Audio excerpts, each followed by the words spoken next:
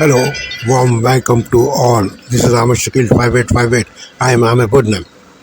Following headlines have been reported by American and Canadian channels and AP, AFP and Reuters news agencies. Now the headlines. Middle East on fire. Israel bombed Beirut again. Gaza also received Israeli bombs. Trump rally in Pennsylvania. Protest in Israel against government. Mother and daughter died in fire in Montreal. Appalachia mass shooting. Marine case in New York. Another storm is coming to Florida. Recovering efforts in southeast USA. Now please watch the channel.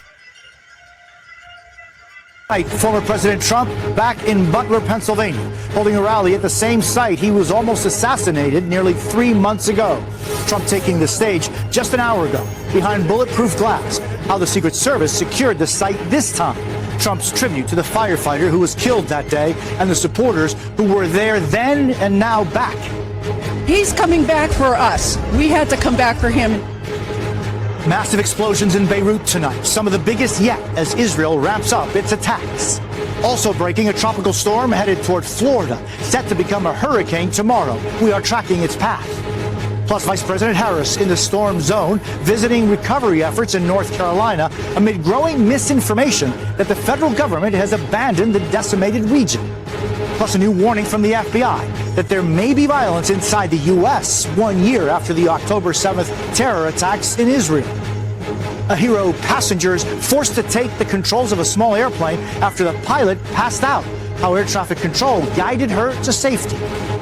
And there's good news tonight that sent this college student jumping into the arms of his new brothers. This is NBC Nightly News with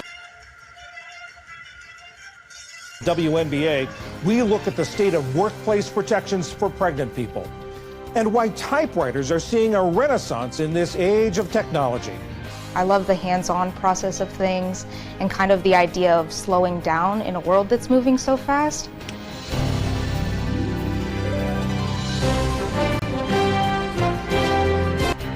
Thank you. Good evening, I'm John Yang. Israel's targeted bombardment of Hezbollah and Hamas leaders in Lebanon reached farther north today. A strike on a Palestinian refugee camp near the Syrian border killed a Hamas leader and his family. And there were more airstrikes on Hezbollah's stronghold in Beirut's southern suburbs. At least 6 people were killed. Hezbollah responded by firing about 90 rockets into Israel. Most were intercepted, but several fell on the Arab town of Deir al-Assad. Police there said 3 people were slightly injured. In Lebanon, hundreds of thousands of people are headed to Syria to escape the fighting. This is what we were scared of. We saw the scenes in Gaza. We saw what was happening there. Destruction, children, families. That's why we were insisting on leaving our homes. The Israeli military says 11 soldiers have been killed since Tuesday when limited ground operations began in southern Lebanon. In Gaza, 9 people, including 2 children, were killed in Israeli strikes. The bombing began less than an hour after residents of refugee camps were told to evacuate. Israel has long accused Hamas of operating in civilian areas. The massive cleanup from Hurricane Helene is entering its second week. At least 220 people are dead and 75 are still missing amid the destruction the storm caused across the southeast. The Pentagon has deployed 1,000 troops to join FEMA's aid distribution efforts, but hundreds of thousands of residents remain without power and water and may not get it back for several weeks. I'm draining my water heater, my plan for the next couple of weeks. The North Carolina Health Department is distributing EpiPens and antihistamines to people stung by swarming bees and yellow jackets whose underground nests were inundated by the floodwaters. Meanwhile, Tropical Storm Milton has formed in the Gulf of Mexico. It's expected to strengthen and could threaten Florida next week. On the campaign trail today, Vice President Kamala Harris visited the storm zone. She's in Charlotte, North Carolina, where she's to be briefed on recovery efforts and visit an aid distribution site. And former President Donald Trump is holding a rally at the Butler, Pennsylvania site of July's assassination attempt. Russia is claiming new gains in Ukraine's east after taking control of a small village in the partially occupied Donetsk region. Ukrainian forces say they shot down a Russian fighter plane just to the north. Troops inspected the charred remains of the aircraft, which landed on a house that caught fire. No Ukrainian casualties were reported. And a colorful scene in the skies over Albuquerque, New Mexico today as the city's famed balloon fiesta began. Hundreds of giant balloons were inflated and then ascended early this morning, dotting the high desert skies. More than 500 balloons are expected for this year's festival. The event began in 1972 with just 13 balloons. Still to come on PBS News Weekend, the state of anti-discrimination laws for pregnant workers in America, and the growing appeal of typewriters among younger generations. This is PBS News Weekend from the David M. Rubenstein studio at WETA in Washington, home of the PBS News Hour, weeknights on PBS. On this Saturday night, Israeli forces intensify strikes in Lebanon and Gaza. What it means for the region's fragile stability. As the IDF prepares for significant retaliation against Iran. A mother and her child. Police in Montreal confirmed the identity of the victims of a suspicious fire. Out of the 25 years I've been doing this, I've never seen anything like that in my life. Hurricane Helene's trail of devastation as search efforts uncover heartbreaking losses.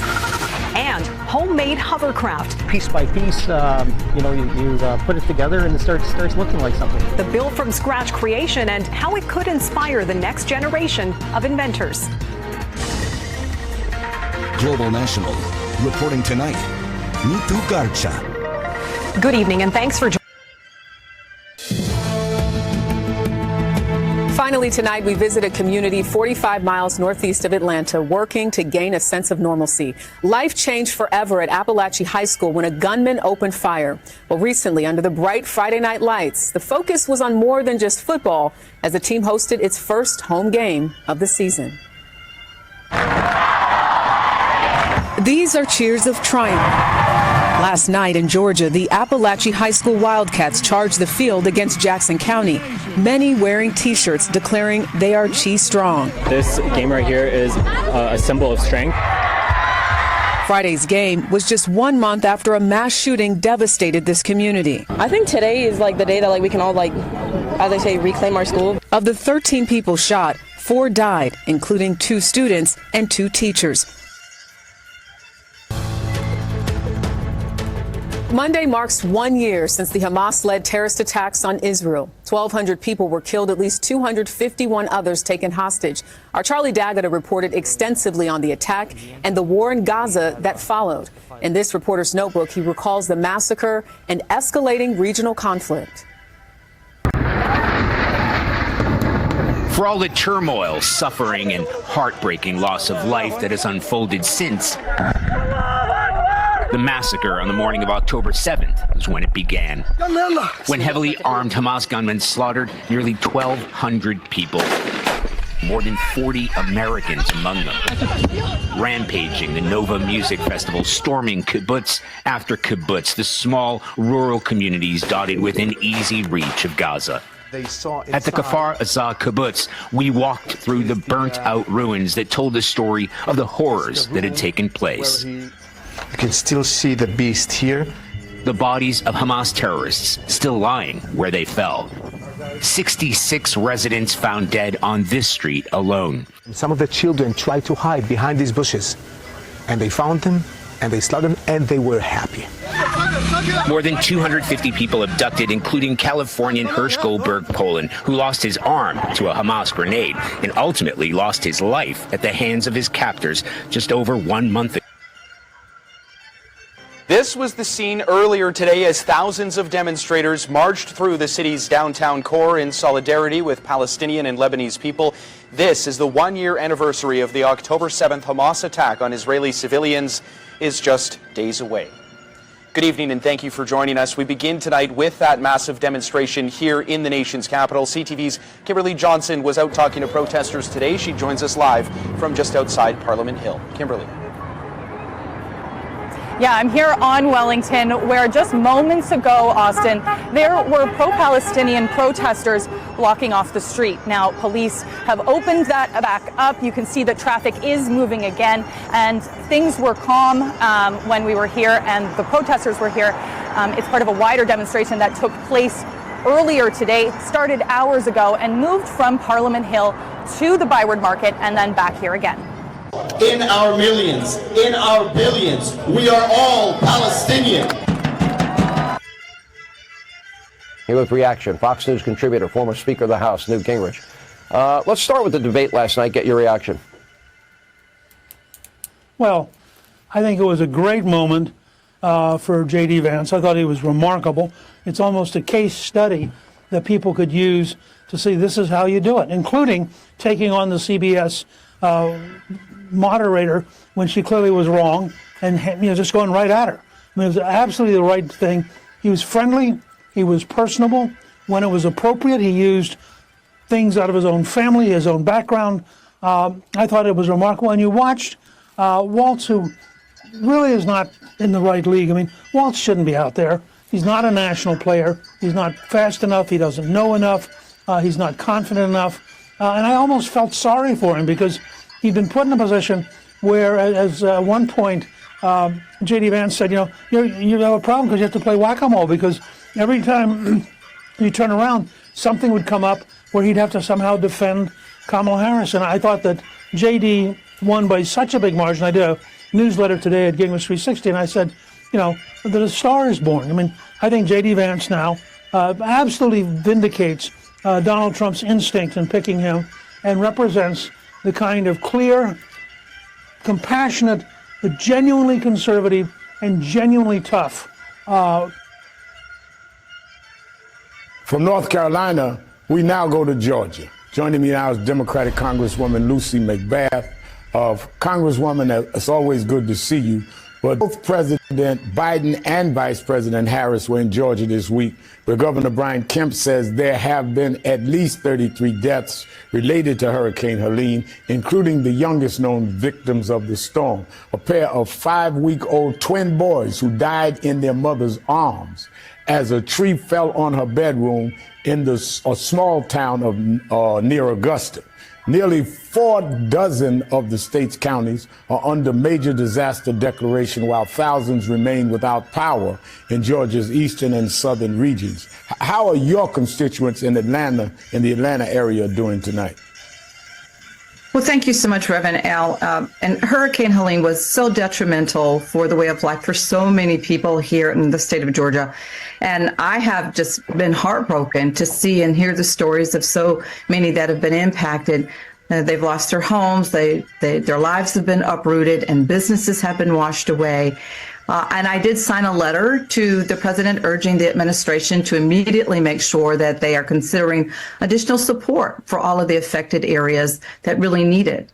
And I've been grateful to work with my colleagues here in Georgia, both our senators and my congressional colleagues in the state, to make sure that our communities are getting the aid that they need. But there's still so much work yet that needs to be done, and we just continue to make sure that we're doing what we can to be as effective and expediting those resources as quickly as we possibly can. Now, Congresswoman, how concerned are you that the damage done by Hurricane Helene? So let's start with the former president. What do we expect today, and what do we know about the security measures in place for his return to Butler? Well, Whit, the former president and his campaign are really kind of marking this as a triumphant return, right? But as Mary Alice was detailing, security is going to be incredibly tight there in Butler, Pennsylvania. I mean, this is something that we noted immediately after that assassination attempt earlier this summer. The former president now in these public spaces surrounded by bulletproof glass. You're going to see a pronounced presence of snipers on all of those buildings surrounding that Butler stage. And also, Storm still underway, crews hampered by washed out roads, and residents trying to salvage what they can amid this growing crisis. Many are still searching for their loved ones. 1,000 U.S. Army active duty troops on scene in North Carolina. Active duty troops now on the ground to assist in those relief operations. And in Asheville, authorities setting up 40 tankers outside of Mission Hospital, restoring much needed running water. And Whit, of course, we've been covering the relief efforts over in Western North Carolina, and the military has been a huge part in that. We know active duty troops, along with thousands of guardsmen from all over the Southeast, 17 states, right here on the ground in the disaster zone. They'll be completing a range of missions, including rescue and relief, which we all know is very vital over in Western North Carolina. Whit. Yeah, desperately needed right now. Morgan Norwood, thank you. And we're learning of a tropical depression in the Gulf, and in the coming days, it could make landfall in Florida. Meteorologist Leslie Lopez is tracking it all for us. Leslie. We're talking about a big system that is now changing. The new development here is this is now a tropical depression 14, likely to become Tropical Storm Milton by the time we're heading into tomorrow. Now, take a look at where the path is headed. This is going to be moving towards the Florida Peninsula, potentially as a Category 2 hurricane by the time we head into Wednesday and Thursday. Already adding insult or injury is a storm system that's moving through the area today. And that storm system could bring in 2 to 5 inches of rainfall. Then you throw in the hurricane to the already saturated soil. Runoff is going to be a huge concern as we move into the next 24 to 48 hours. And then beyond that into next week, we'll really focus on Wednesday and Thursday. Back over your way. All right, Leslie, thank you. Overseas now and the growing tensions in the Middle East. The IDF tells ABC News Israel is preparing for a significant response to the Iranian attack earlier this week. Overnight, Israel launching new strikes into Beirut, and this morning Hezbollah firing multiple rockets into Israel. Israeli fire and rescue services saying some damage was reported in residential areas in northern Israel. ABC's foreign correspondent Patrick Reevell is in Beirut. Explosions lighting up the sky as Israel again struck southern Beirut. Israel hitting Lebanon's capital daily as its war with Hezbollah intensifies. Well, thank you. Mexico is witnessing a historic moment this week with the inauguration of the country's first female president. President Biden congratulating Claudia Sheinbaum this morning on her historic feat in Mexico's 200-year modern history. Sheinbaum says her main goals include strengthening women's rights and the country's economy. Sheinbaum vows to implement the government program she promised during her campaign in her first 100 days in office, with a focus on improving health and education. The president inherits a nation struggling with a weakening currency and a rising budget deficit. New York's Governor Kathy Hochul says state troopers will be deployed to synagogues in New York City after multiple bomb threats were reported. So far, authorities say none of those threats were found to be credible. Law enforcement says that the city remains on high alert amid the Jewish high holy days and Monday's one-year anniversary of the October 7th terror attacks in Israel. Now to some high-level drama in the air as a passenger takes control of a small plane after the pilot falls unconscious in the skies above Las Vegas. ABC's Jacqueline Lee has the details. Are you with me? Yes, I am. Okay, so make sure you add a little bit of power. A hero pass. These have come out of this massive exodus from the south into all areas of the country now, and many of these displaced have ended up in Beirut. Children have been living with their families in the cars and searching for a safe place to be. There are many 700-800 shelters now that have been opened up around the country. These shelters are at capacity. Families cannot find places to go. And for kids, it's just been terrifying since the real escalation began 2 weeks ago, which was, of course, following the last 8 months of live conflict, let's say, in the south of the country.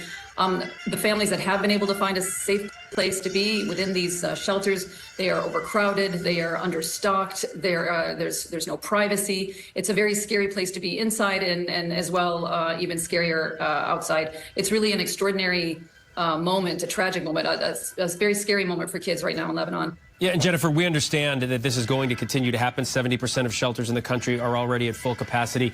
You just said it's very scary for children. You deal with children. Tell me, Jennifer Moorhead from Save the Children. Thank you so much. Thank you. Meantime, a judge here in New York City will allow all evidence to be admitted in the trial of that Marine veteran charged with putting a man in a fatal chokehold. It happened on the subway here. The Manhattan District Attorney successfully arguing that jurors should see footage of Daniel Penny's first comments to police after the death of Jordan Neely. Penny's lawyers argue he acted in self-defense and that Neely, who suffered from mental health issues, was being aggressive and was known to scare passengers. You're seeing some video of him here on one of the subways. Their encounter was captured on cell phone video by 2 tourists. Penny's trial is set to begin a little later this month. To Boston, where more hotel workers there are expected to walk off the job this weekend. That's after their union failed to reach deals with any of the hotels they've been bargaining with. Since the beginning of September, more than 2,500 workers from 12 hotels across Boston have taken part in 3 waves of strikes, each lasting 3 days. It's all part of a massive nationwide strike against 3 major hotel chains. The striking workers include housekeepers, cooks, dishwashers, servers, and more. The union is asking for much higher wages and more sustainable workloads. When we come back, more than a